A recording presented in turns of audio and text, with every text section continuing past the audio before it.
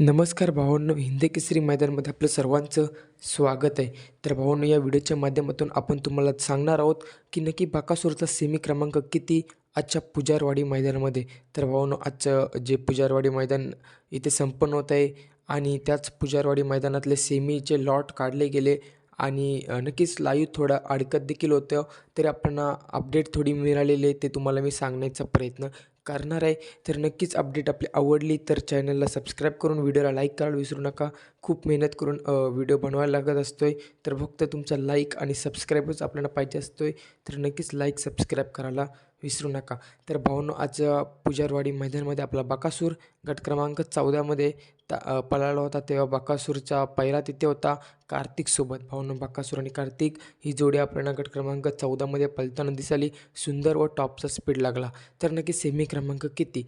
तर भावांनो, सेमी क्रमांक 5मध्ये आपला बकासूर पळताना दिसणार आहे. व तास किती?